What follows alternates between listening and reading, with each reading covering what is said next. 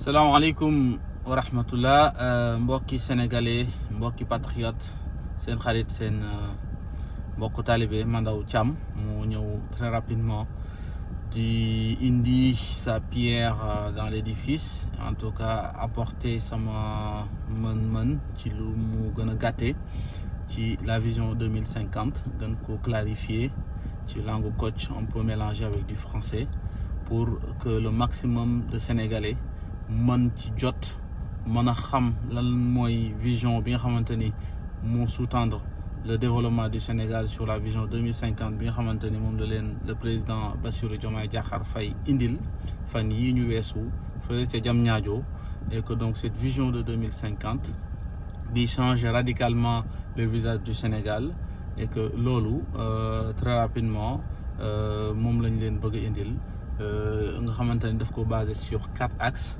ak 26 objectifs stratégiques sur les 8 pôles qui vont effectivement centrer et capter le développement du Sénégal. Donc loolu vision 2050 boobu ginnaaw diagnostic bi nga xamante ni le PM président de parti Pastef le monsieur Ousmane Sonko def na ko ba xamale Sénégal ni c'était un pays en ruine, un pays boo xamante ni suñu dette bi déclaré daanaka 10% de plus yokku na ci daanaka 84% du PIB.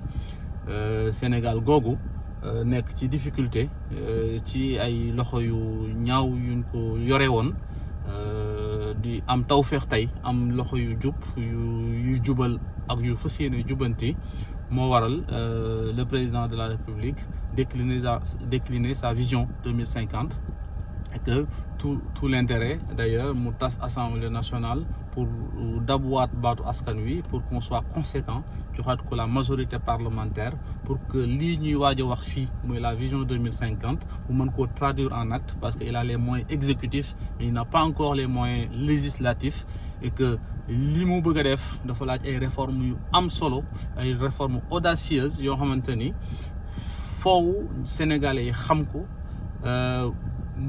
jàppale ko ci, jox nañ ko bopp waaye buñ musa rocc làmmeñ, et que jox ko une majorité confortable à l'Assemblée nationale pour que ñu mën a ñoom exécuter en tout cas contrôler l'action du gouvernement, waaye gouvernement bi aussi mën a dugal réforme yi nga xamante ni mooy sous-tendre le développement du Sénégal sur les 50 ans sur les 25 ans à venir, donc l'horizon 2050 qui est une vision déclinée en master plan ci 10 ans en tout cas en termes de stratégie, et ci biir 5 ans yi nga xamante ni mooy mandaam mu def ci axe 4 axes yooyu bu nekk mu génn ci ay défis ak ay objectifs di leen lii laa ciy def, financement bi lii la et fii laa koy jëlee. Donc cette vision 2050 dafay laaj ay rupture des pratiques et des mentalités. Donc parce que l'ambition c'est de faire du Sénégal une nation souveraine, juste et prospère, ancrée dans des valeurs fortes du jub, jubal et jubanti. Donc Sénégal googu nga xamante ni naataange lañ ci bëgg, sénégalais gu moom boppam, sénégal boo xamante ni day nekk si yu état de droit, et que dellu si suñu ay valeurs ancestrales. Sénégal googu la ñu soxla, moom la ñu le président Bassirou Diomaye Diakhar Faye yéene, et que sa proposition mooy une transformation systémique. Waaw, changer mbir yi, changer de paradigme, en plus de souveraineté moom suñu bopp ci domaine yu bëri, en tout cas si li nga xamante ni mooy nekk ci magistère am ak fi mu jàpp ni buñ ci jaaree àgg fa ñu jëm ci souveraineté d'une manière globale et globalisée, surtout souveraineté alimentaire nga xamante ni moo ciy gën a fës. Des filières compétitives, bànqaas yi nga xamante ni fa lañ war a jaar pour que suñu économie compétitive et à travers des pôles économiques dynamiques.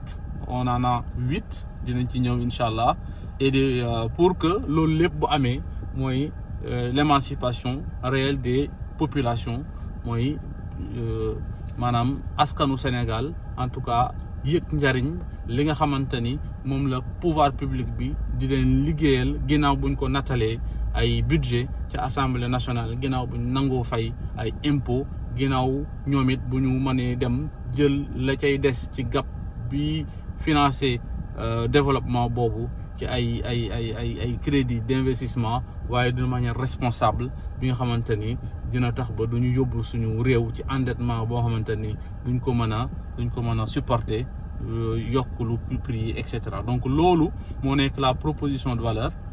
loolu nag day laaj beneen paradigme changer doxalin ñime ko ñu ànd seen moom aussi gunge ko ci ñun population sénégalaise.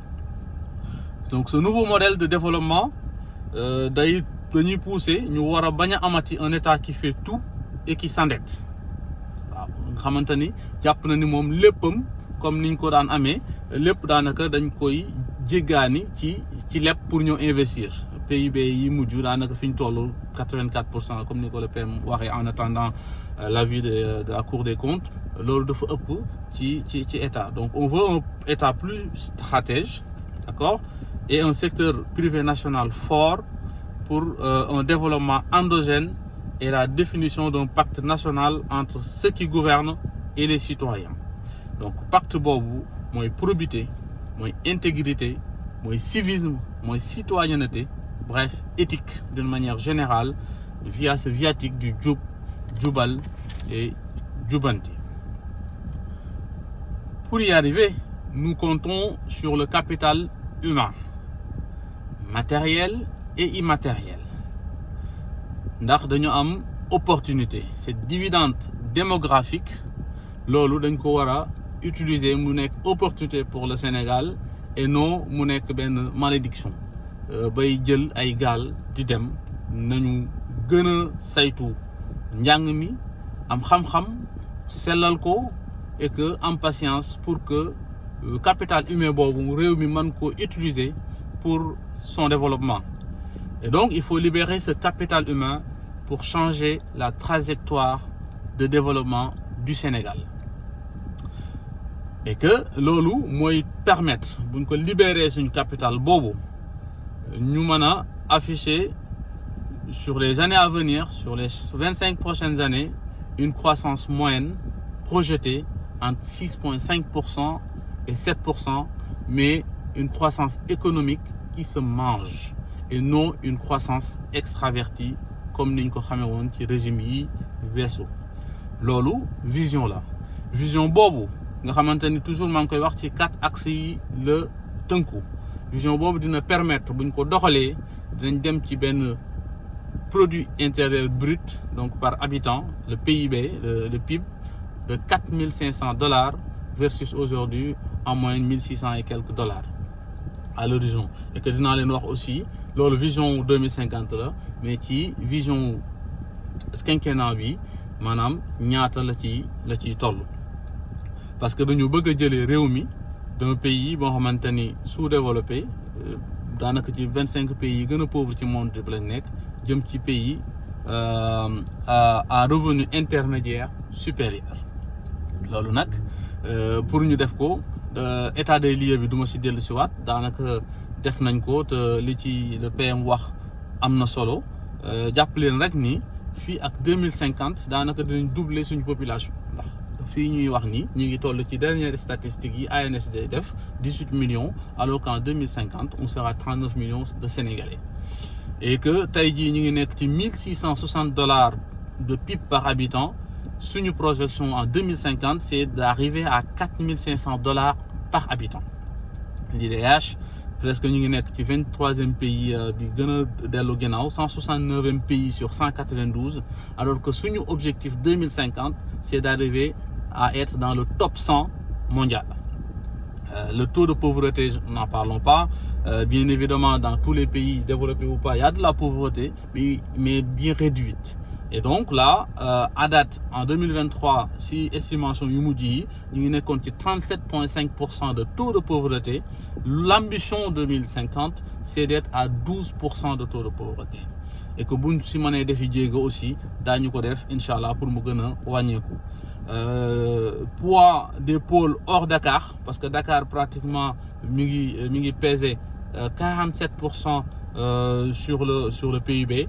L'idée c'est d'arriver à le réduire à 29%. Donc soit hors Dakar à 71%, donc pousser la richesse, pousser le développement vers les pôles territoriaux. Donc loolu mooy soubassement wu projet bi. Donc loolu mooy vision bi. Vision boobu nag dafa laaj ñu dugal ko ci nouveau référentiel des politiques publiques. Loolu lañ def ci qui bële passé à Diamniadio devant le président de la République et le gouvernement. Loolu dañ koo def ci benn agenda nag national de transformation du Sénégal 24-50, c'est-à-dire 2024-2050. waaye bu leen jàpp ni rek ni dañuy dem ba 2050 pour mu doog a mat déet wax naa leen di dafa am benn master plan ci 10 ans yu njëkk yi. waaye aussi comme mandat yi ñaari mandat de 5 ans la benn bu njëkk bi nga xamante ni moom leer na ni ko mi ngi fi 2024 ba 2029 aussi daf ko décliner en plan d'action et loolu dinaa si ñëw.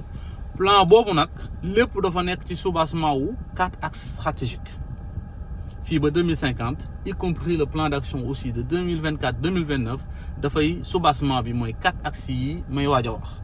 Une économie compétitive fexe ba suñu économie maanaam mën a am amélioration bu baax a baax dem ci économie yi nga xamante ni dañuy am solo ci sur le plan mondial.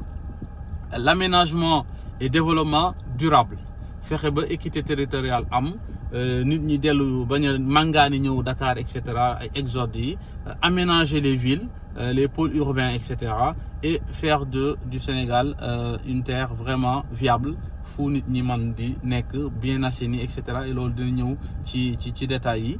Un capital humain de qualité et équité sociale. Capital humain bi ñu ngi koy wax sànq on a une dividende démographique bu galopante et donc il faudrait que ñu gën leen a former bien nourris bien avec une santé vraiment prise en charge bien en tout cas en bonne santé, des jeunes en bonne santé, des jeunes et femmes bien évidemment en bonne santé, bien formés, bien éduqués pour préparer les métiers de demain et que d'une manière éparpillée dans et équitable sur tout le territoire sénégalais, avec une équité sociale, plus de solidarité, etc. Et loolu nag soubassement bi mooy une bonne gouvernance et un engagement africain. Bien évidemment, on est dans ce continent africain que le Sénégal dafa am benn pacte moo xamante ni pour que plus d'engagement sur le plan africain et le panafricanisme et cetera. Donc gën a boole suñu ay doole parce que l'Afrique c'est un grand marché, c'est le marché de demain, Inch'Allah. Et donc du coup cette bonne gouvernance, cette transparence, bonne gouvernance bi moom kenn dootu ko waxati parce que depuis l'avènement du tandem boss Bassirou Diomaye Faye et Ousmane Sonko gis ngeen ni cet exercice de transparence bi nga xamante ni c'était un risque, un pari, mais c'était une opportunité aussi. Mais loolu pour wane les fii réew mi toll et cetera war a def du jubal jubanti bonne gouvernance rek moo ko man te bonne gouvernance boobu incha allah ci di ñu jëm après les législatives di ngeen gis ni réforme yu bëri daañu ko teg daañu ko indil yu audacieuse parce que il faut que ñu dem si Sénégal bi nga xamante ni moom lañ bëgg suba muy le Sénégal de la vision 2050. Donc Sénégal boobu nga xamante ni 4 axes stratégiques yooyu daa bëgg a tas axe bu nekk lan lañ ci wax. Axe bu njëkk bi mooy économie compétitive. L'idée c'est de doter du Sénégal une économie solide pour porter le moteur de croissance. Cette croissance bi ñuy wax ni 6,5 à 7% annuel lañ bëgg à partir de 2025 jëm ak moom 2029 et non des chiffres bi nga xamante ni dañ koy gonfler, mais cette croissance réelle mais surtout endogène. Loolu la ñu proposer les Sénégalais nan lay def fan lañ koy jaar. Le Sénégal passera d'une économie désarticulée, notre économie est désarticulée aujourd'hui, extravertie et à faible valeur ajoutée. Parce que daanaka produire uñ fi dara, suñ industrialisation pratiquement c'est très faible. Nos matières premières sortent directement.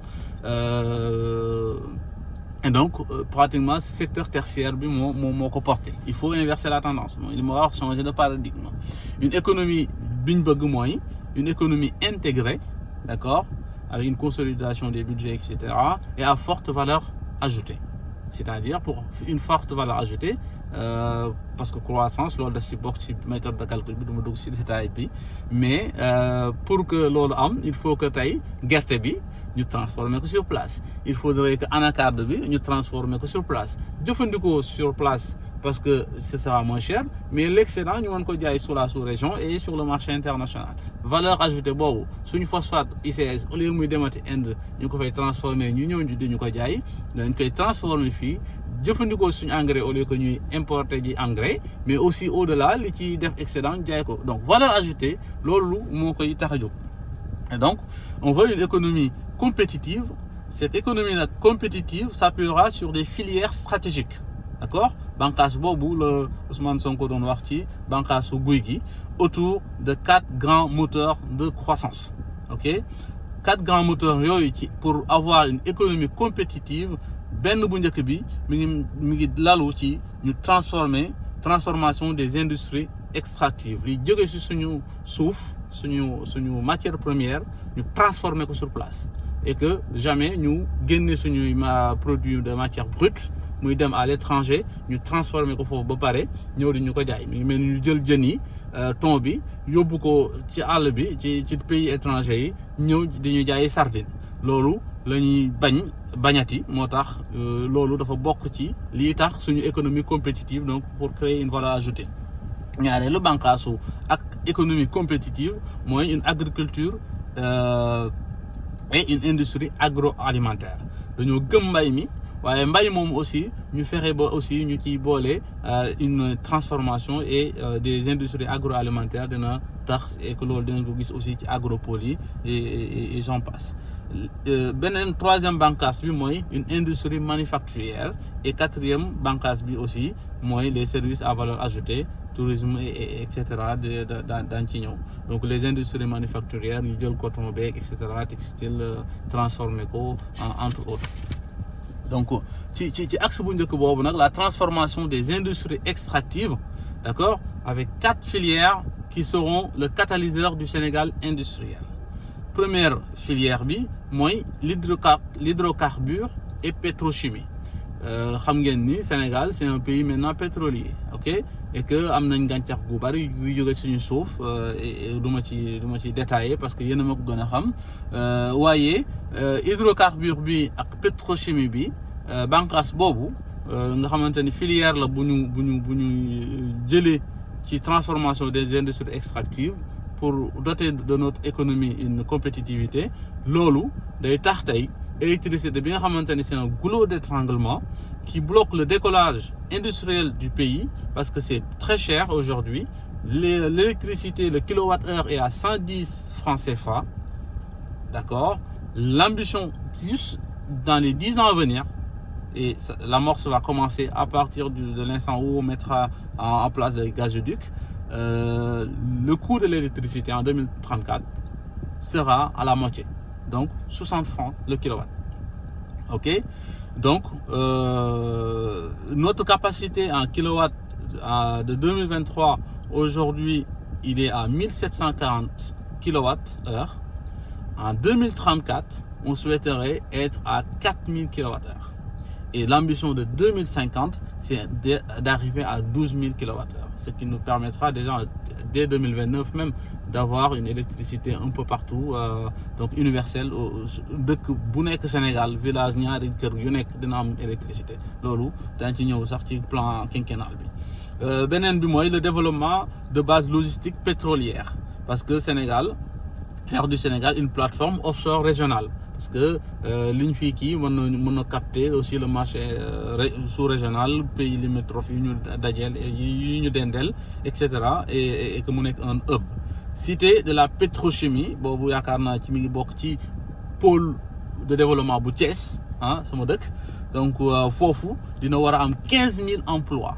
15 000, la cité de la pétrochimie, avec un investissement direct de 5 à 8 milliards de dollars yoo xamante ni daañu ko fa def sur la cité de la pétrochimie qui sera à Thiès, avec 15 000 emplois estimés, Inch'Allah Rabbi. Donc loolu amati na solo ñu xamee ko noonu.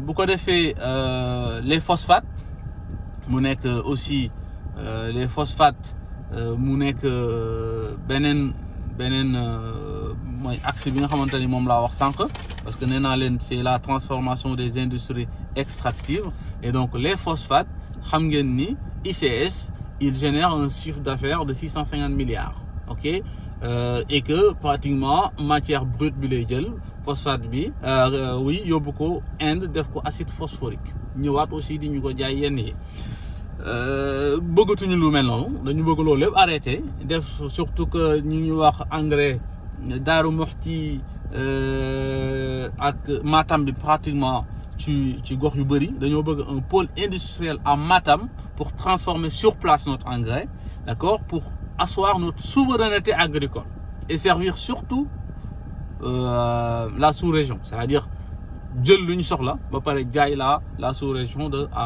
engrais loolu dinañu indil un chiffre d'affaires en 2050 de 2000 milliards de francs CFA versus 650 aujourd'hui xoolal un état stratège noonu lay doxee jóge 650 ci loo xamante ni moom moo ko woon dañ 650 yi chiffre d'affaires la waaye bu demee ba pare li ngay jëndaat engrais mën na ko ëpp mu ne la dootuma ko def damay def benn pôle industriel à Matam exploiter sama phosphate def transfert de technologie ak ku may defar partenariat bi waaye bu ma ci jógee 2050 mon ambition c'est d'être à un chiffre d'affaires de 2000 milliards pour le Sénégal et pour les Sénégalais. Troisième bi ci loolu mooy les matériaux de construction ça ma gaaw tuuti malgré nos matières premières ici en 2023 en tout cas nous importons 60% de nos besoins soit 72 000 emplois lay générer loolu avec un chiffre d'affaires pratiquement une contribution de 222 milliards de CFA sur les PIB de la filière ok du PIB de la filière.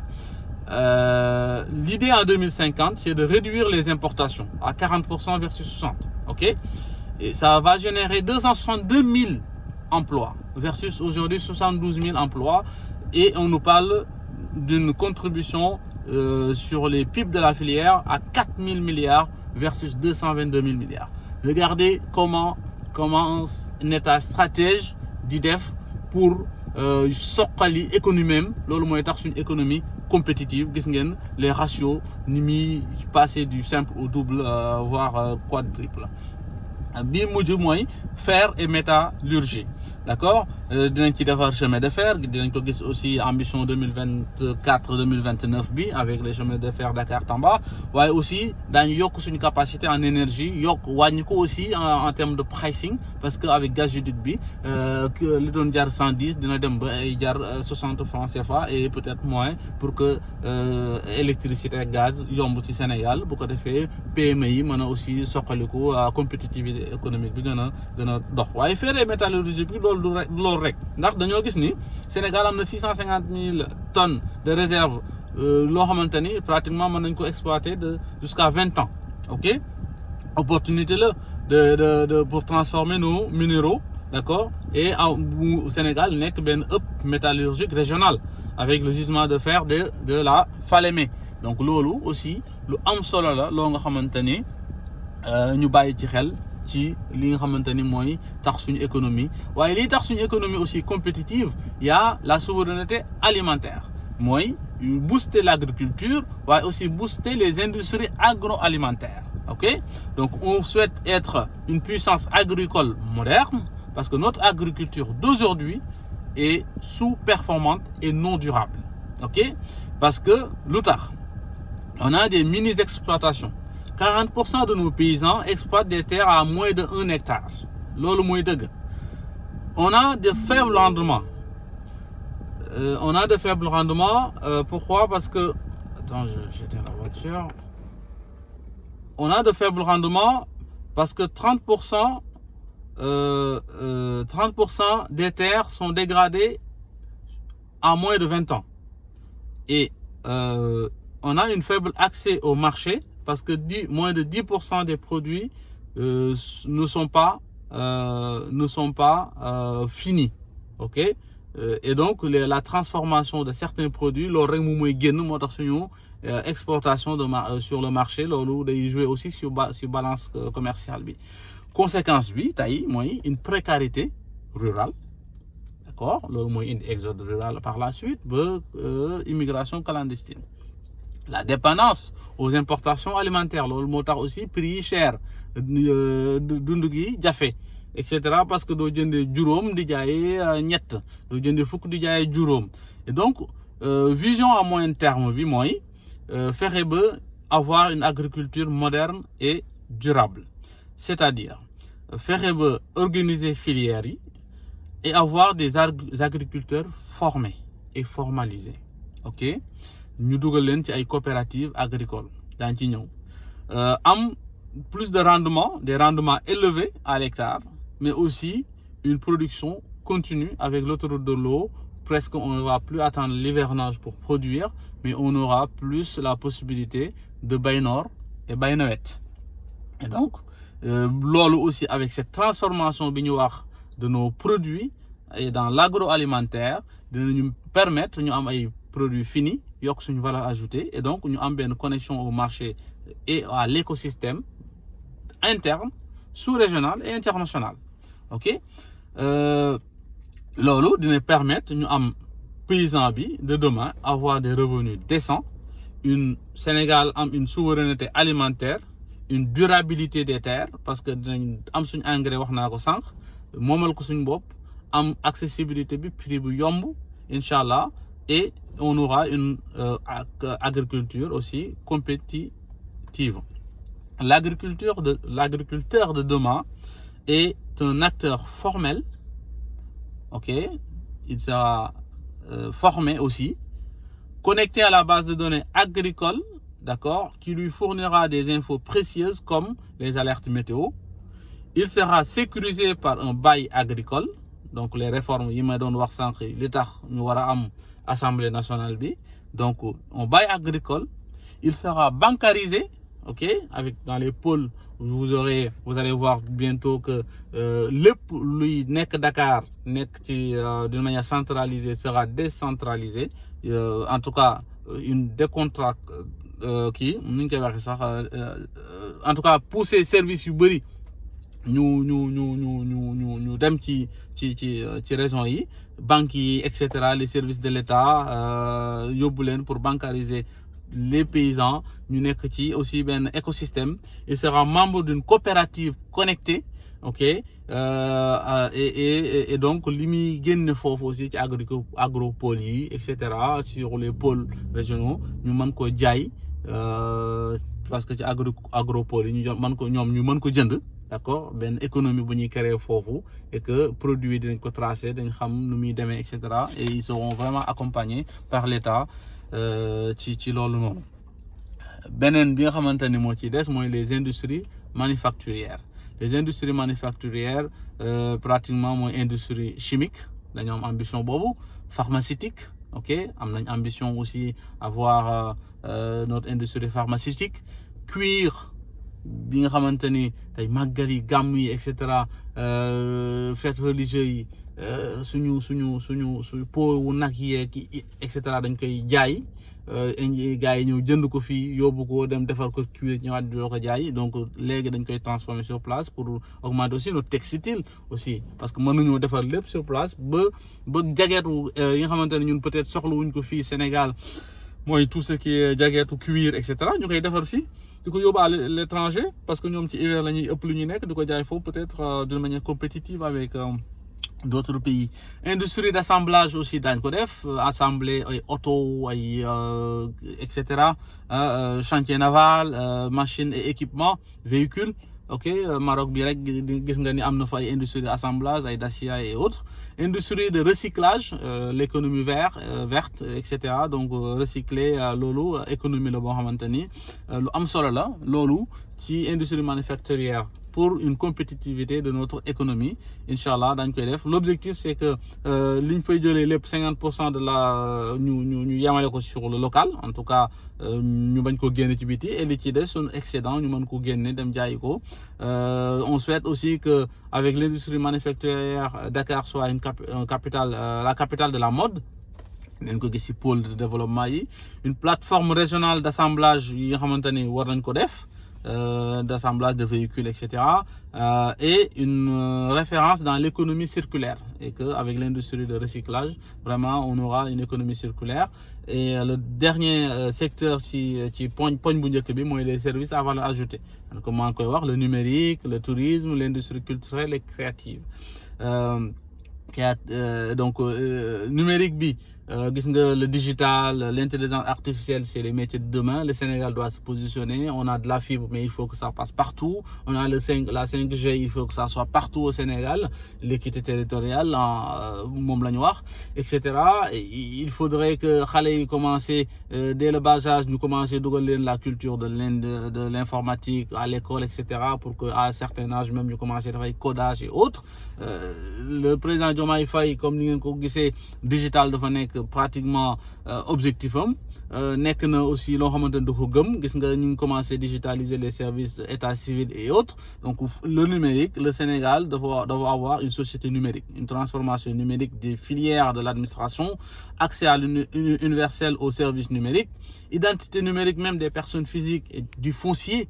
dañu war a xam tey boo duggee ci benn site dugal benn numéro terrain bu ñu lay jaay rapidement mën nga xam ndax c'est un terrain qui appartient à X ou Y, etc. sur une base de données bien définie, sur les bâtiments, sur le bâti aussi.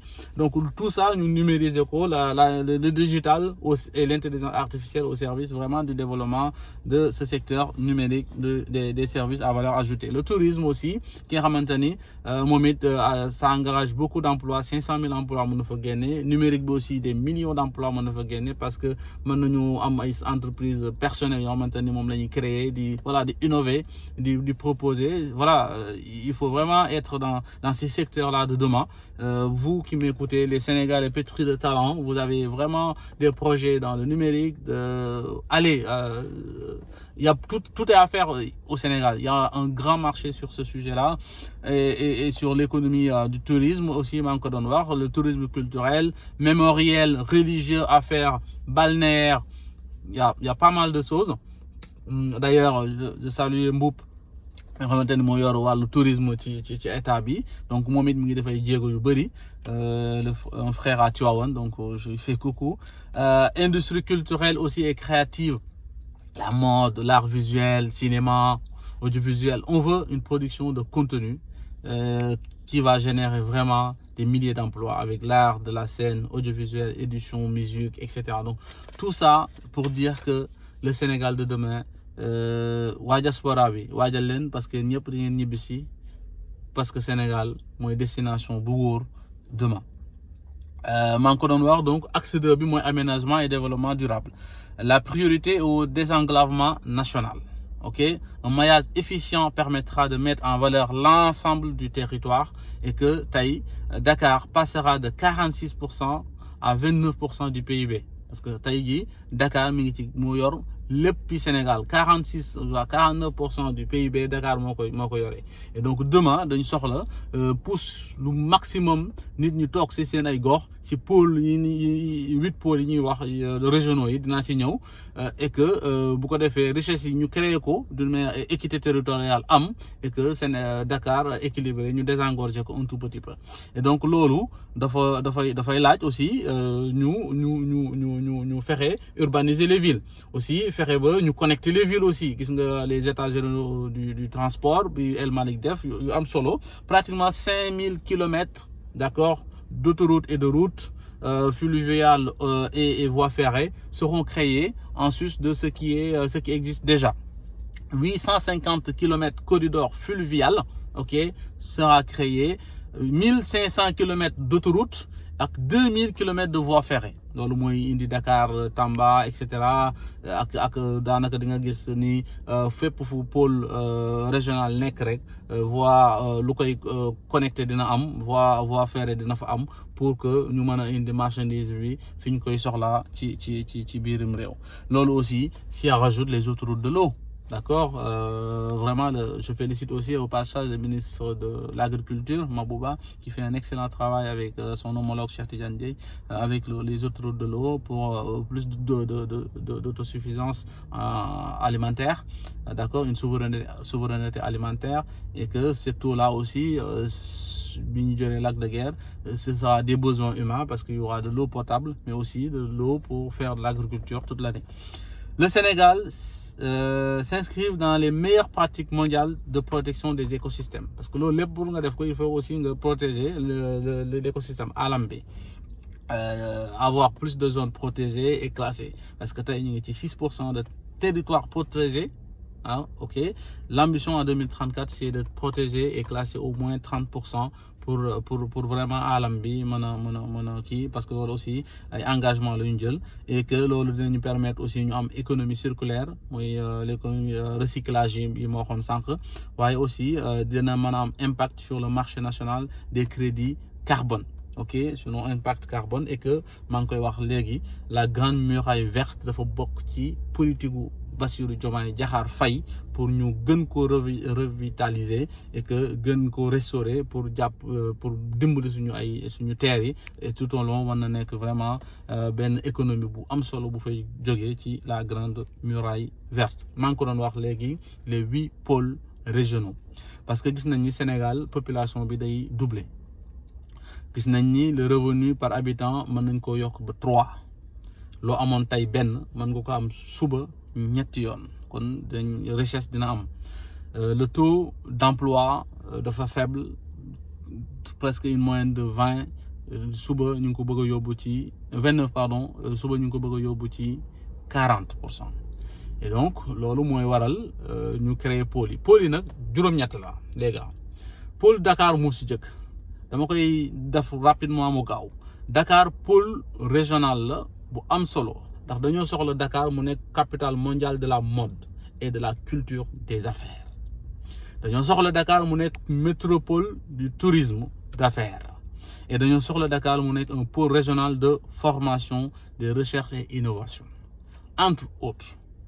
Thiès moo ci topp parce que lu tax Dakar parce que Dakar day am 6 millions d'habitants et 40% de taux d'emploi.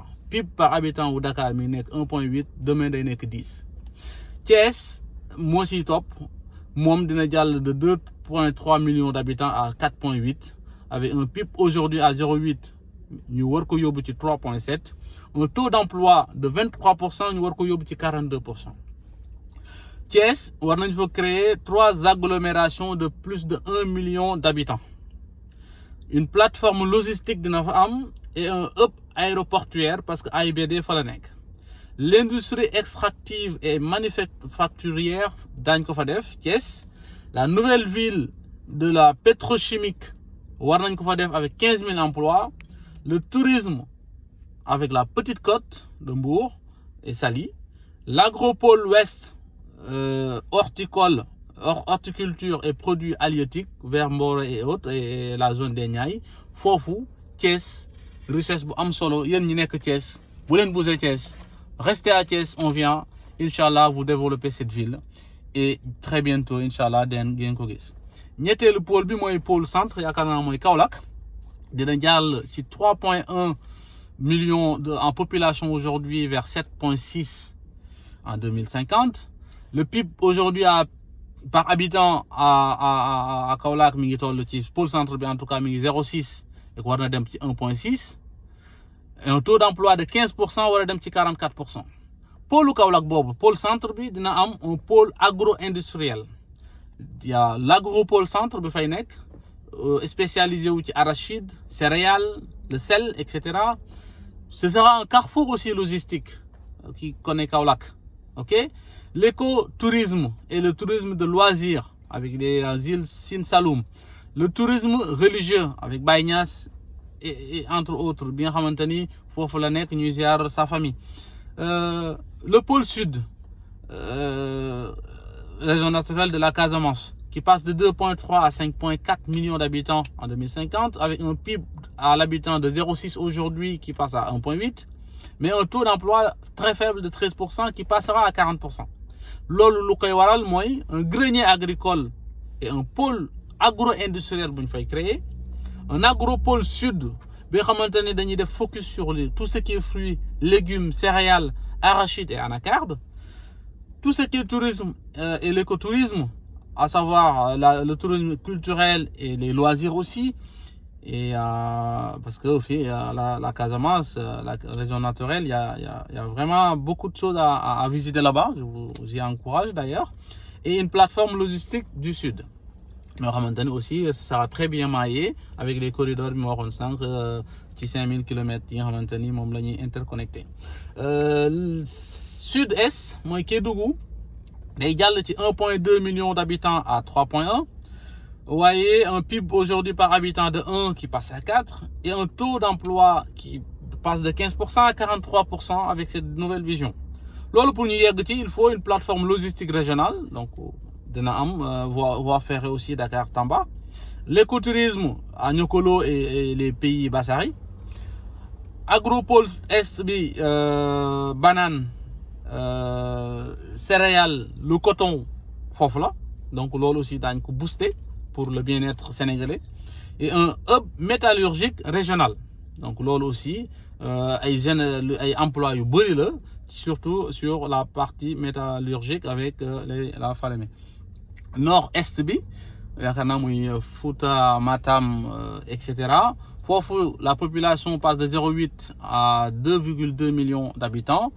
Un produit intérieur brut par habitant de 0,4 à 3,2 et un taux d'emploi de 9% très faible à 39%. Imaginez cette zone, le taux d'emploi est à 9% aujourd'hui. Le président Bassirou Diomaye Faye compte le faire passer à 39%.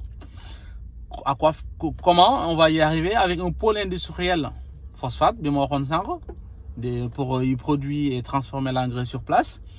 L'élevage, parce que c'est une zone aussi agro-pastorale moderne, l'élevage intensif, la viande et le lait, on veut être autosuffisant en lait et en viande.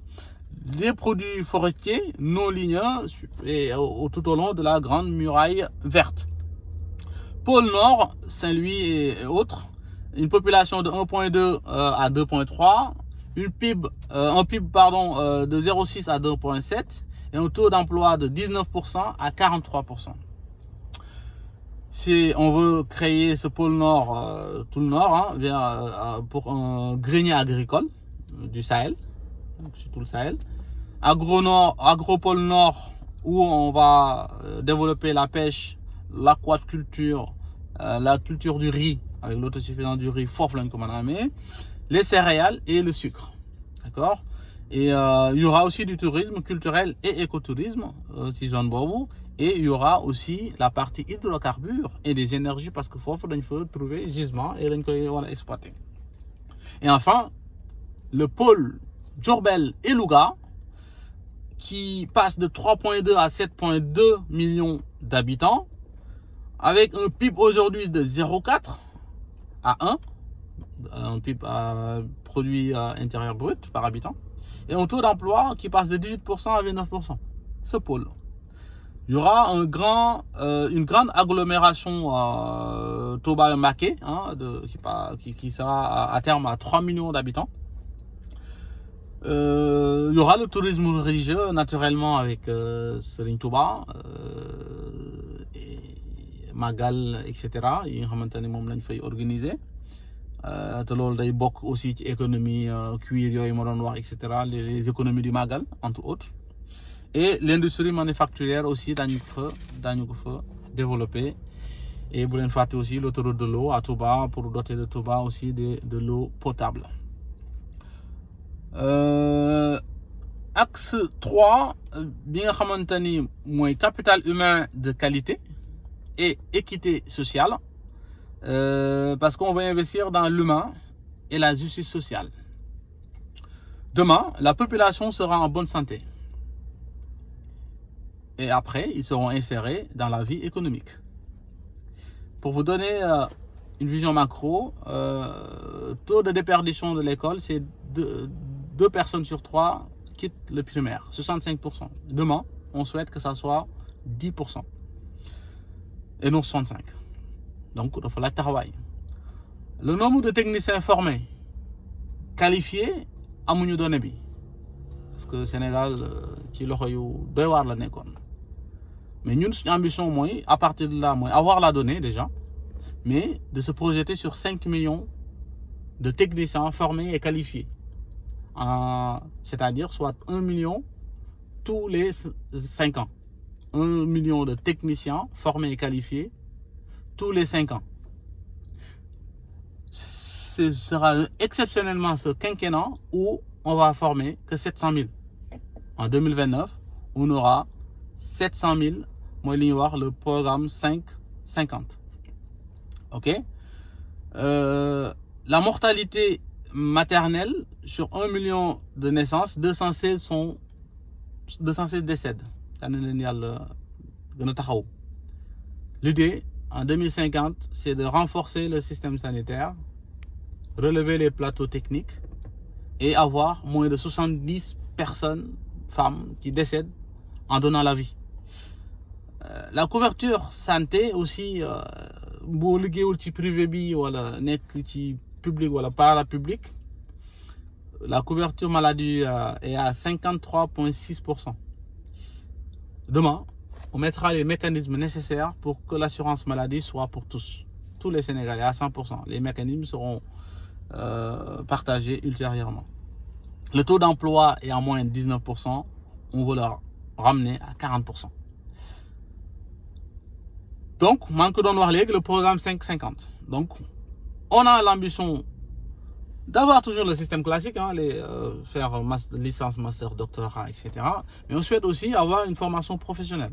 Très rapidement, orienter nos jeunes vers les métiers de demain, changer le curricula, etc. Et avoir l'ambition de 1 million de techniciens qualifiés, formés tous les 5 ans. C'est-à-dire, en 2050, avoir à former 5 millions de techniciens. Et ce quinquennat, 2024-2029, 2024 presque avec les filles Macky Sall créé lépp, assemblée bi buñ ko joté réforme yi dina téggu etc. ñu commencé teg base yi budget bi ñu woté ko inshallah 2025, donc 4 ans la ñam, donc on aura 700 000 emplois en 2029. OK, 700 000 pardon techniciens formés. OK, inshallah en 2029. Bref, et que nous dañ leen di former en fonction des pôles yi ma waxoon léegi nii, et qu'en fonction des besoins des pôles. OK, réforme du système éducatif en intégrant nos langues nationales, etc.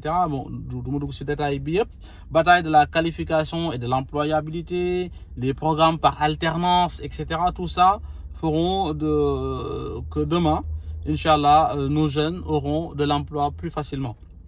OK, les services civiques aussi, on va déployer 10 000 jeunes par an pour leur donner leur première chance de toucher au monde de l'emploi. Ils ne seront pas payés comme de l'emploi normal, mais il y aura des programmes qui vont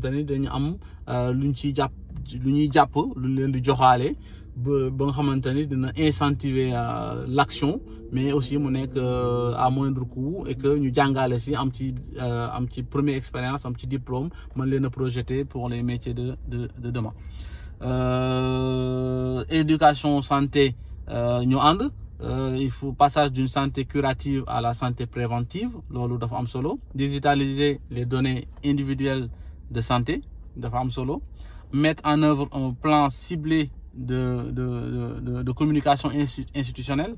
OK, ouais, instaurer aussi un suivi médical préventif à tous les âges. OK, préparer une riposte aux épidémies et améliorer la gestion des urgences sanitaires. Là aussi, côté santé, on veut être un hub de santé régional.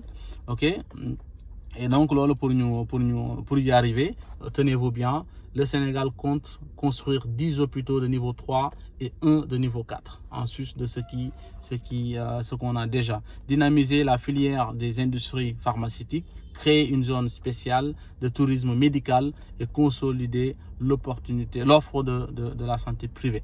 OK, les mécanismes des filets sociaux seront renforcés par la résilience des ménages sénégalais les plus fragiles.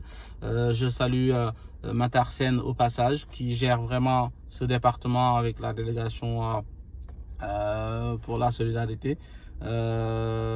national fichier bi dañ ko saytuwaat élargir carte bi solidarité bi gën a am solo et cetera ñi bénéficier wu ci bourse sécurité familiale ñu am ko optimiser le registre national unique étendre ko aussi et si continuer di def mise à jour bi pour ñu ko gën a yayoo gën cee jot incha allah et développer des programmes d'inclusion économique pour les femmes et pour les jeunes. Pour finir rapidement, la bonne gouvernance et engagement africain. Donc l'agenda national de transformation va accélérer la trajectoire de développement du Sénégal. Lu buñ ko defee vraiment dina baral jéego yi ba nga xamante ni la transformation systémique dinañ ko gaaw fruit yi dinañ ko gaaw a lekk à partir de 2029. Indice d'état de droit bi dafa baissé, d'accord, 60e sur 145 alors que ñun suñu ambition mooy 10e. Indice de transparence sur les marchés publics 24e lañ jël sur 54 alors qu'on veut être dans les top 10 Afrique. Indice sur les budgets ouverts on est à 73e sur 120 alors que on veut être dans le top 10 mondial. Part des recettes fiscales allouées aux collectivités locales tey dafa faible trop.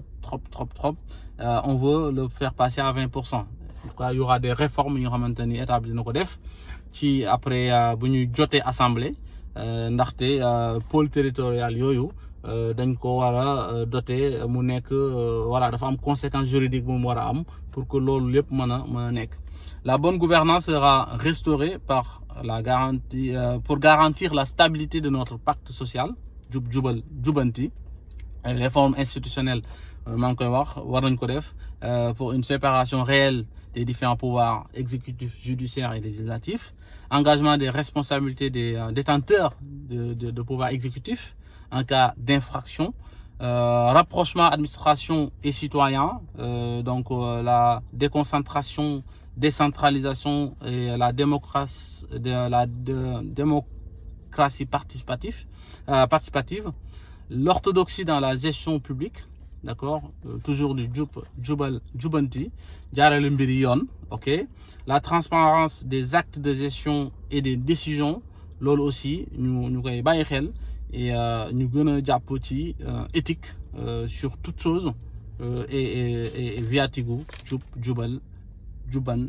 jubanti. Sécurité nationale aussi rapidement ñu xam ni aussi état bi taxaw na ci gën a renforcer ko et que lum si surveillance des côtes maritimes et cetera, la lutte contre le terrorisme, le blanchiment, le trafic de drogue et financement illicite, tout ça incha allah état daf ci taxaw. Léegi lii lépp moo wax nan la koy defee très rapidement état des lieux def nañ ko. Il faut redresser comme ni li mu ko waxee, impulser et accélérer. Donc dinañ redresser ndax dañoo jàppoon ne ñu ngi woon premier étage mais nekk 4e étage lañ nekk sous-sol, 4e moins 4. Donc il faut que ñu redresser waat ba amaat économie jógee de 84 du PIB à 70, donc wàññi ko ba mu soutenable avec la dette et autres. Banques yi nga xamante ne dañ ko war a réformer et cetera ñu réformer, oser les réformes, redresser, impulser. Donc teg base yi nag une fois nga redresser ko ba ñëw ba cimenter ba teg fondement bi ñu commencer yëkkati et cetera, impulser l'économie et accélérer par la suite en fonction des opportunités. L'étape 24-29, ce sera donc 2024-2029, ce sera de mettre le Sénégal sur la trajectoire de la vision 2050. Donc loolu mooy mbir mi mooy teg ko ci yoonu ndax booy dem Touba faaw mu fekk la ci yoonu Ila Touba bi. waaw boo nekkee ci beneen yoon dina jafe loolu ñu mën laa yóbbaale foofu. Donc il faut que ñu nekk ci trajectoire de 2050 bi et trajectoire bi nga xamante ne le président Bassirou Diomaye Faye tracé mooy vision bi 2050. Il faut que ñu jeter les bases.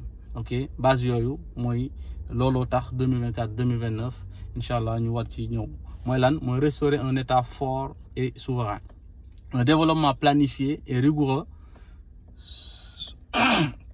et rigoureusement exécuté. Planifier le développement moom la ñu wax waaye saytu une gestion axée sur les résultats et un suivi loolu et s'assurer que c'est bien exécuté. Un État régulateur et protecteur des citoyens. Réguler le marché, réguler tout, d'accord? Approvisionner le marché, mais aussi taxaw ci wetu ay ndawam ci lépp. Une gestion saine des finances publiques et un endettement maîtrisé. Bañ a def à la Macky Sall. Il faut faire vraiment au Sonko. Une stratégie de coopération alignée à la vision 2050. Ok? Toutes les coopérations qu'on fera, ce sera vraiment sur cette nouvelle orientation de notre État. C'est le nouveau référentiel des politiques publiques. Bâtir les fondements solides d'une gouvernance démocratique. Réforme du système électoral. Jar na jot na sëkk affaire élection ñu bañ cee waxati ci réew mi. Am nga 18 ans am nga carte d'identité directement ay L39 xaw ma yooyu yu bëri yoo xamante ne daan kale candidat et cetera yëpp ñu réformer ko ba nga xamante ni fichier bi yooyu yëpp kenn dootu ko waxati dem élection rek la amul leneen amul à la Macky Sall. Réforme de la justice gis nga assises yi ci defoon ba pare dem assemblée traduire ko en acte moo ci des. Participation citoyenne accrue, séparation réelle des différents pouvoirs, responsabilisation des détenteurs des pouvoirs de l'exécutif, c'est-à-dire voilà jubanti ak jubal ginnaaw bi nga jubee ba pare et que la réduction des comptes appliquée wu ci ñëpp. Sécurisation des droits fonciers des populations urbaines et rurales et loolu aussi dafa laaj ay réformes à l'Assemblée pour ñu mën a protéger seen ay terres yenn paysans yi surtout aussi. Poser les bases d'une économie compétitive, l'énergie, le numérique, cadre des affaires, infrastructures, stratégie filière, tout ça. Donc, nous jeter les bases entre 2024 et 2029. Améliorer la qualité des services aux citoyens et réduire les inégalités. Donc, une administration efficace et efficiente au service des usagers.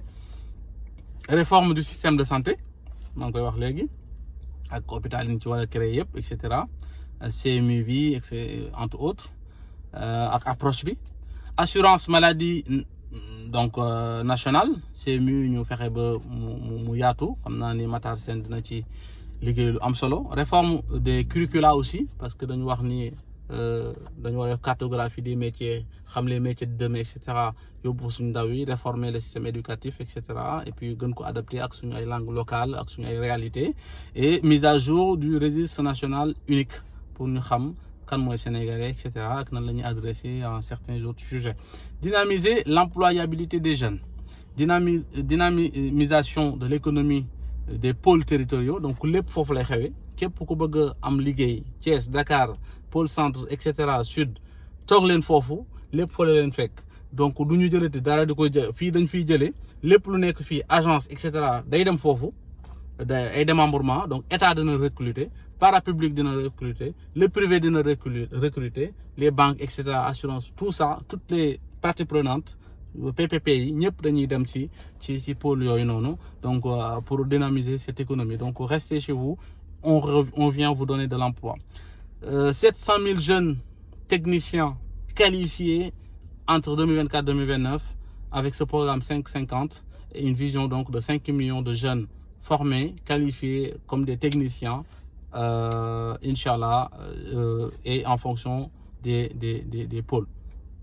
Service civique professionnalisant, ñëw jàpp ci yenn liggéeyu état jox la këyit boo xamante ne dina la permettre nga wane ni am nga expérience ci nangam et cetera même bu fekkee dinañ ci def benn instant dinañ ko incentiver et bourse des talents aussi fexe ba ci ñuy jàng aussi ñu fexe yokk excellence bi parce que dañoo wax la qualité des ressources humaines et que loolu dina am solo.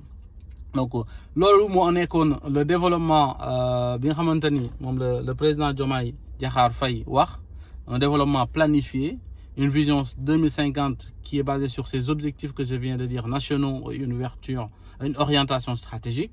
Le master plan stratégique 2024-2035 mooy décliner toutes ces politiques-là, les politiques territoriales, les déclinaisons par filière et les déclinaisons environnementaux et sur le climat entre autres, l'économie verte.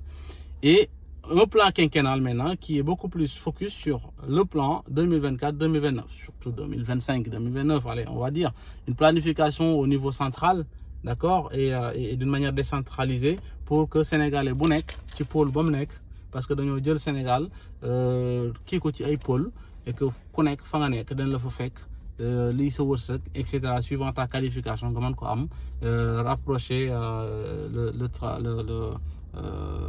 le travailleur du milieu de travail. Donc loolu moo nekk li nga xamante ni mooy vision bi ak déclinaison bi ci 4 axes yi. Maintenant plan d'action 2024-2029 dama koy gaaw parce que vidéo maa ngi ci 1 heure pratiquement et que je veux pas faire 2 vidéos, désolé. Les bases de la souveraineté seront jetées à partir de 2025. Déjà commencé nañ ko ci lu bëri ci wàllu transparence. Nous allons nous adosser sur les 4 axes stratégiques pour les traduire en actes. Et pour y arriver, il y a 6 défis yu ñu war a adresser ba pare. Un développement d'un capital humain de qualité et équité sociale moom laay wax sànq. Toog leen fi ngeen nekk jàng leen patience lépp day ñëw parce que l'équité sociale la ñu wax et territoriale, d'accord, mais dañoo soxla un capital humain et donc budget bi ñuy génne aussi budget la boo xamante ne dañuy def focus ci capital humain, sur la formation, sur tout ce qui fera que demain on aura de bonnes écoles, de bonnes universités, etc. et sortir des kàngam yoo xamante ni ñooy porter le développement de demain. Construction d'un modèle de développement endogène à partir des pôles territoires dans un environnement ouvert sur l'extérieur de la concurrence dans l'espace UEMOA et CEDEAO. Donc fexe ba suñu développement suñu modèle mu endogène jariñ ñu déjà bala moo jariñ keneen waaye aussi ñu def ko ci pôle territorial yooyu noonu dara duñ ko génne lu dul foofu les 8 pôles yi ma waxoon sànq lépp fa lay xewee ku bëgg nekk champion national aussi secteur privé bi foofu lay xewee et que aussi on est ouvert sur le marché sous-régional mais aussi international. Développement d'un financement adéquat, beneen défi la, de l'économie dans un cadre macro budgétaire. Donc il faut qu'on assainisse. Je voulais dire développement d'un financement adéquat de l'économie dans un cadre macro-budgétaire assaini avec des déficits et une dette maîtrisée. Il faudrait que l'économie bi ñu xam ni ñu koy financer, une bonne gestion des KPI macroéconomiques et budgétaires et que surtout il faut maîtriser la dette. Ok, il ne faut pas faire du maquis, il faut pour maquiller les chiffres, il faut faire vraiment quelque chose de très propre, etc. et bien contrôlé, plus responsable en tout cas sur l'approche. D'accord? Et renforcement de la stabilité nationale. Loolu Sénégal yàlla def na fi jàmm waaye ceinture de feu moo ñu wër et cetera et dans le cadre de l'intégration régionale et sous-régionale il faudrait que ñu xam ni li xew Ukraine mën na affecter Sénégal li xew feneen aussi mën na affecter Sénégal donc loolu aussi stabilité nationale boobu réew mi da ci dox te dina ci dox ay jéego yu gën a am solo. La promotion de la bonne gouvernance dans l'action publique, le jubanti qui est en marche, d'accord. Le 6e, cinquième, c'est accélérer la révolution numérique de l'économie, d'accord, et promotion de l'innovation scientifique et technologique. Loolu moo nekk des défis yi nga xamante ni moo am. Maintenant 4 axes yi nga xamante ni moom la vision bi indi dañ ko décliner ci 26 objectifs stratégiques. Axe bu nekk dafa am ay objectifs stratégiques am, d'accord. L'économie compétitive mooy axe bu njëkk bi ñu waxoon sànq ci la vision 2050. 6 objectifs stratégiques la am. Benn bi ci njëkk mooy développer des moteurs de croissance dans les pôles territoires compétitifs, d'accord. Fexe ba suñu ay moteurs de croissance suñu ay agrégats économiques lépp mu dem ci pôle territoire yooyu ñu wax les 8, ok, et que def boost bi pour que suñu économie gën a compétitif. Mettre en place un cadre macroéconomique soutenable, d'accord, une souveraineté économique avec une fiscalité, l'assiette ñu yokk ko mais aussi wàññi l'endettement, ok. Développer le financement domestique et le financement innovant. marchés commerciaux yi et cetera FMI entre autres dafa metti ci état financement domestique bi xool yeneen moyens innovants ñu ngi wax ay diaspora bon et cetera trouver sur le marché sous-régional peut-être lancer beneen genre crowdfunding. Voilà, d'autres stratégies de développement beaucoup plus innovantes en tout cas loolu dina mën a nekk une solution. Construire un cadre des affaires attractif, le doing business et de la liberté économique dans le secteur privé national et l'investissement étranger. Fexe ba Sénégal nekk un pays attractif, un doing business avec l'APIX et autres. Et pour le Sénégalais, en tout cas celui qui a un PME, une PME, PMI, etc., comme les étrangers aussi qui vivent parmi nous ou qui veulent venir investir au Sénégal. Bâtir un système de recherche et d'innovation, le RNI, et qui est beaucoup plus dynamique, accélérer en tout cas la révolution numérique de l'économie avec le digital et l'intelligence artificielle qui est l'avenir et demain c'est aujourd'hui. L'axe 2, on a un capital humain de qualité. D'accord, donc ici, plus d'équité sociale aussi. On a 8 objectifs stratégiques. Okay. Le premier, c'est asseoir un système d'éducation et formation professionnelle et technique de qualité. Donc, nous allons voir le programme 550 avec 700 000 en 2029 et 5 millions en 2050. Mobiliser la diaspora autour de l'agenda national de transformation. Okay. Des talents, il y a, voilà, la ressource humaine, elle est aussi au niveau de la diaspora. Les ressources financières aussi, elle est au niveau de la diaspora. Donc, il faut aller vraiment capter ce que la diaspora peut vous apporter et très vite. Et donc, merci au président Bassirou Diomaye Faye de l'avoir compris. Parce que la diaspora, quand même, c'est une économie. Okay. Mettre en place un système performant de santé et accessible à tous. Donc, là aussi, mon est que solo, construire un système de protection sociale inclusif et efficient avec aujourd'hui une équité sociale permettre à tous les Sénégalais d'avoir un système de retraite et de couverture maladie universelle, d'accord, et accentuer pour les ayants droit la bourse de sécurité sociale. Renforcer l'accès aux services sociaux de base, eau potable, électricité, assainissement, etc. L'ambition de 2029, c'est 0 ville sans électricité et 0 ville sans eau potable. Et mettre en place une politique d'emploi efficace, d'accord. Donc, l'OL, c'est le nerf de la guerre. Donc, l'employabilité et donc, montagne capital humain high class. Promouvoir l'activité sportive, donc le sport, à COP les Coupe d'Afrique, Maroc, etc. Pourquoi pas nous devons organiser avec en augmentant nos infrastructures, etc. L'activité sportive, en tout cas, il y a de la thune. Il faut peut-être, je suis pas sportif, donc vous verrez bien que je vais pas développer ce secteur parce que je connais absolument rien. Renforcer la vitalité de la culture sénégalaise, ça aussi, moi, en tout cas, je suis pas un homme de culture à 100%, mais j'apprécie ce que nos gars font parce qu'il y a beaucoup de production aujourd'hui. Il y a 15 ans, il y a eu film Indongolan, c'est un extra. Aujourd'hui, tu as des films sénégalais, etc.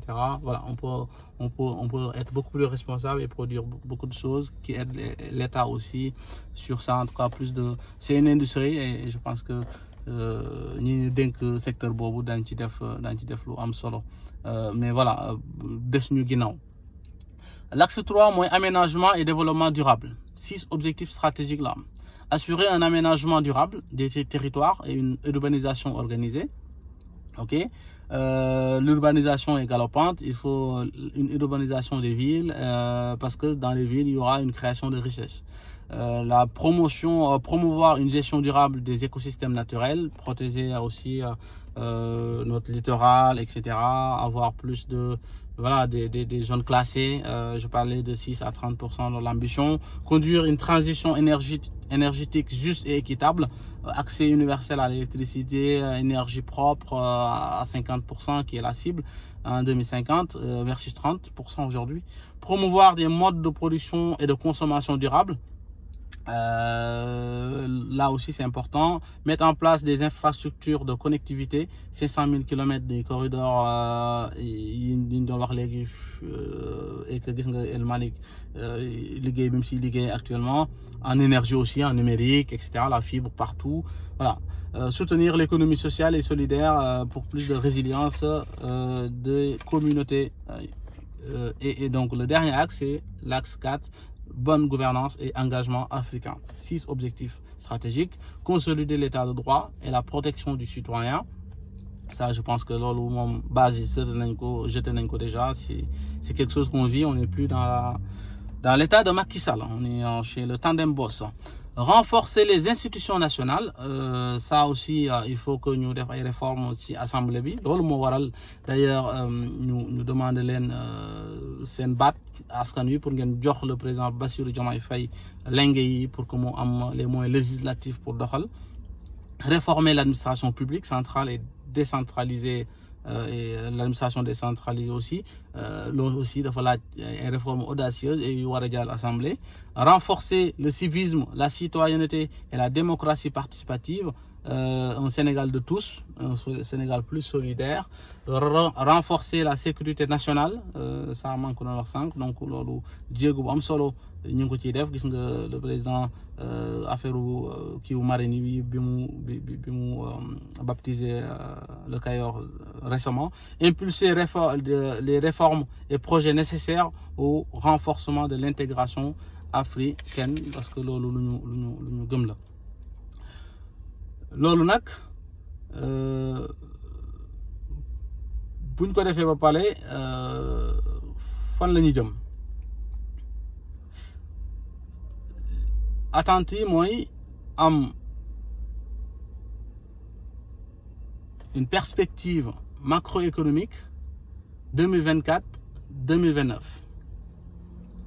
li ñu wax lii mooy les 4 axes et les 26 objectifs stratégiques suñ ko defee lan mooy attente yi. Le contexte économique, il faut savoir qu'il est favorable avec l'exploitation des hydrocarbures, donc, parce qu'on est un pays pétrolier et gazier. Ceci nous permettra d'avoir une croissance endogène et non extravertie, croissance bu ñuy lekk de 6,5 à 7%. Amélioration de l'efficacité de l'investissement. Stabiliser l'inflation, ok, éviter les spéculations. Donc l'État doit être plus responsable et que l'eau pour approvisionner correctement le marché et réguler réguler le marché bi ak réguler la concurrence. Ok, donc l'État dafay dugal foofu maanaam rôle protecteur am. Amélioration de la balance commerciale et du solde extérieur courant, parce que si on diminue les importations et on augmente les exportations rek dinañu outbalancer la balance commerciale. Consolidation budgétaire sur le plan macro-budgétaire, la réduction du déficit à 3% du PIB et non 10% de Macky Sall dans un délai raisonnable. Les recettes fiscales, donc l'élargissement de l'assiette, la rationalisation des dépenses fiscales, la lutte contre la fraude et l'évasion fiscale. Ça aussi, loolu ay mécanismes la yoo xamante ne dañuy permettre ñu mën a àgg ci liñ jëm. Les recettes non fiscales aussi, l'évaluation préalable des ressources naturelles par l'État pour que bu ñuy joxe licence ou dara, meilleure négociation des contrats pour licence ou pêche, ñu xam lan mooy njariñ bi, etc. ban valeur la au lieu ngay accepter à la Macky Sall du 8 milliards parce que moo doon la coûter 50 milliards, etc. Voilà. Tout ça ñu bàyyi ci xel, état bi bàyyi na ci xel, moo tax mu proposer son plan aujourd'hui. Subvention à l'énergie, ñu rationaliser ko, un meilleur ciblage. Les dépenses courantes aussi ñu gën ko maîtriser, la promotion du volontariat pour la réhabilitation et des édifices publics et reboisement, les préventions, etc. Tout ça, nous service civique bi moo koy porter. Les centrales d'achat ñu gën a maanaam ñu la commande publique ñu centraliser ko parce que bu fekkee ku nekk da ngay dem si sa boor rek day metti trop et les dépenses d'investissement ñu def ci ay réformes bi nga xamante ni une meilleure préparation des projets pour une efficience et une efficacité sur les projets.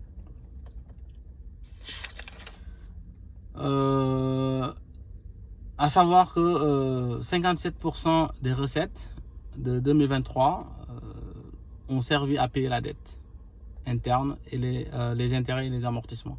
moo tax la stratégie d'endettement ñu war ko xoolaat donc mise en place d'un dispositif de suivi des flux de finances publiques mu am solo lool. Développement d'une stratégie dynamique d'intervention dans le marché des titres publics. Ok, baisse des recours aux prêts commerciaux, des tirages nets en baisse sur la période. Loolu moo ñuy permettre ñett yooyu moo ñuy permettre ñu reprofiler la dette publique pour jëlee ko 84% bi ko Macky Sall bàyyi à 70%. La recomposition de la dette, donc baisse progressive de la dette extérieure moom mooy tendance bi moom mooy focus bi dans le portefeuille de l'État central. Et surtout aussi bañ a bàyyeeti les directions parapubliques ñuy def lu leen neex mais maîtriser la dette du secteur parapublic.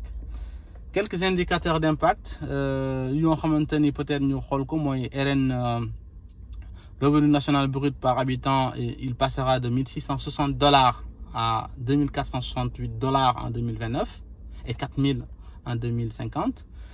Le ratio de dette en pourcentage du PIB, aujourd'hui il est à 84%.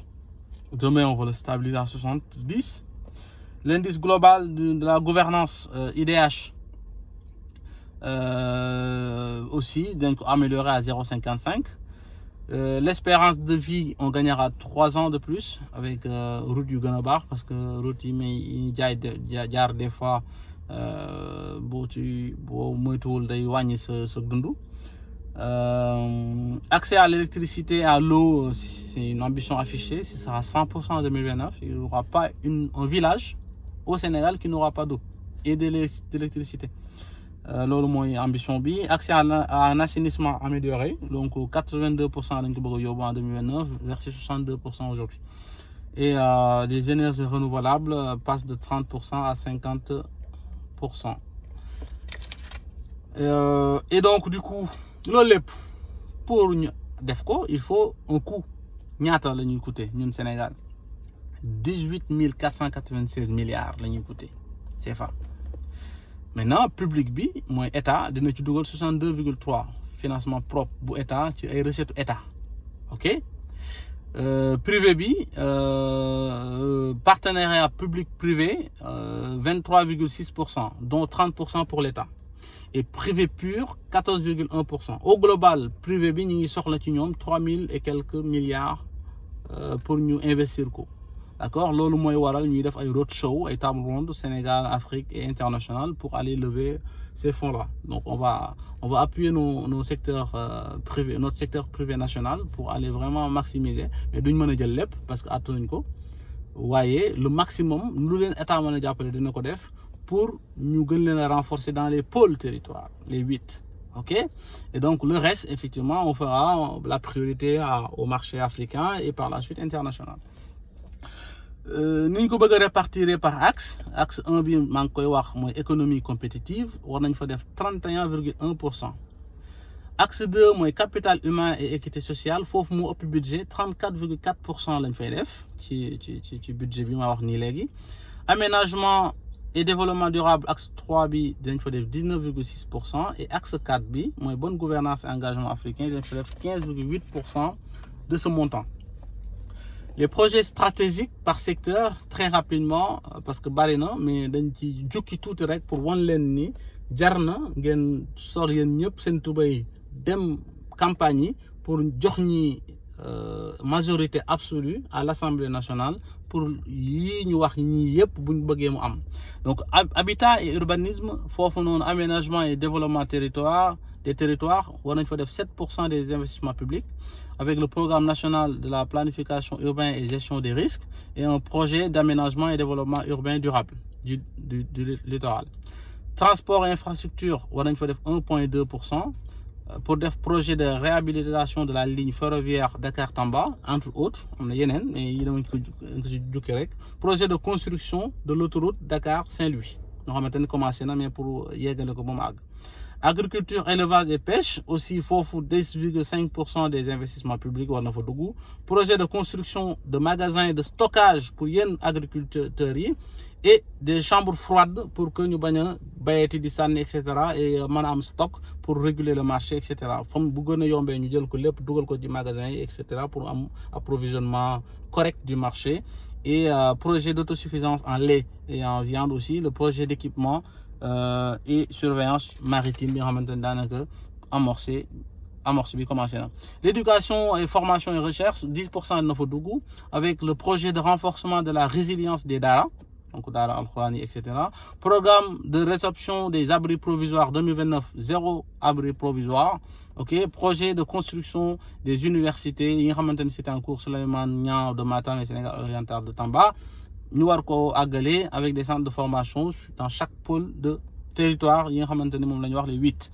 Environnement, eau, assainissement, Fofou, 8,8% d'investissement public avec le programme d'intégrateur de la Grande Muraille Verte. Projet d'autoroute de l'eau, lac de guerre, Dakar, Thiès, Mbaké, Mbour et Touba. Projet d'approvisionnement de Touba en eau potable et projet d'assainissement des centres urbains. Santé, action sociale 6.2 Mofedougou avec le projet d'unité de production de vaccins en sus du projet Maliba Binek Folé à Djamniadio. Projet de construction et équipement soit 9 centres de santé, d'accord, un programme spécial de développement des laboratoires dans 10 régions du Sénégal. Énergie, mine à hydrocarbures 4.8 sur le budget global. Projet de construction et de gestion d'un réseau de gazoduc, gaz to power, pour électricité 110 francs CFA, 60 francs CFA. Et projet de construction d'une usine durée parce que dérivé du pétrole.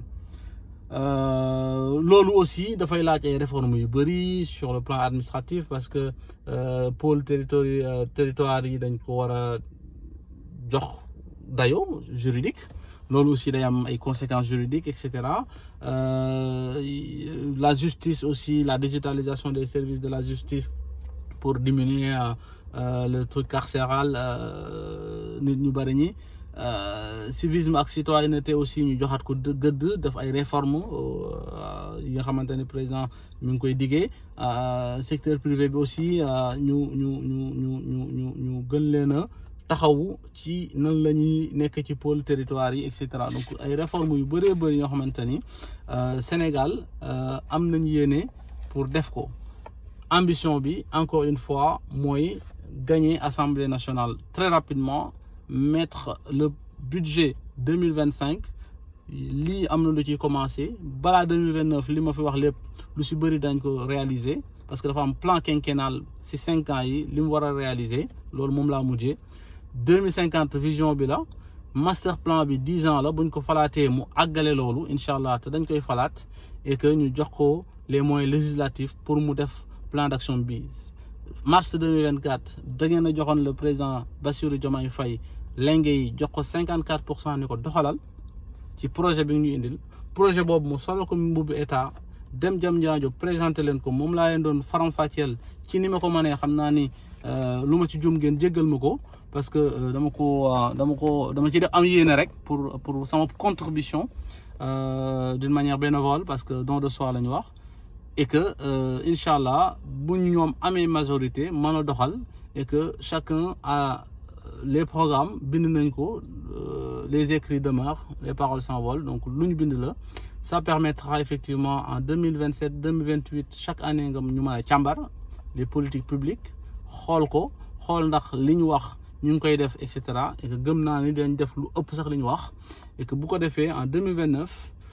ma ngeen mën a tànnaat le président Bassirou Diomaye Faye sur cette base bi nga xamante ni moom la leen waxoon mooy plan d'action pour mu mën a àggale son master plan 2024-2034 et que loolu su amee 2029-2034 mu àggale ko et que ñu xam ni la vision mooy teg nañ nag raay du développement ñu continuer dem 2050 incha allah rabbi du ma guddal maa ngi jégalu gudd na ba pare mais seen xarit seen doom Mandaw Thiam moo ñëwoon rek doon leen faram-fàcceel la vision 2050 du nouveau référentiel des politiques publiques de l'État du Sénégal jërë ngeen jëf.